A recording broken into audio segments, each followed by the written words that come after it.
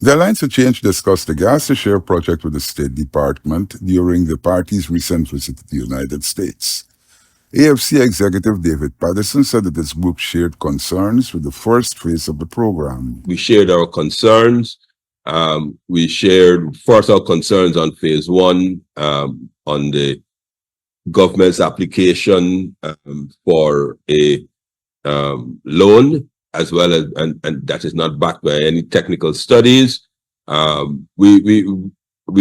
I have the impression that that the reason that has been delayed so long is that it hasn't passed muster. He said that the bad decisions being made by the government would tie future governments to long-term commitments that may not be in the best interest of the country. We also informed them, and quite interestingly, because that coming from a publication, from a letter from a young man who informed us that Exxon were paying lobbyists to lobby our government not to proceed with the gas ashore project. You can remember that I think Joel Bagwin wrote that he was part of his firm was being retained by Exxon to lobby the government not to proceed with the gas ashore project. He said that this may be the reason why Exxon has limited its involvement to just the pipeline.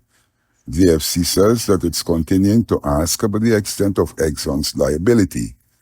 Our contractor is also in the midst of mediation with the government. When you have a claim on the foundations, that's the very first aspect of your project, 9 times out of 10, the client is on the losing end. We also raise the concern about the power woes and the ad hoc decisions which the government are making now.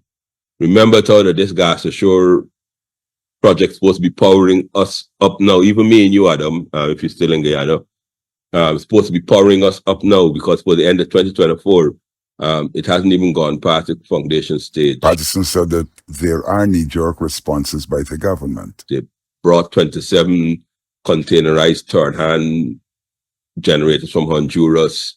They've brought a ship from Cuba.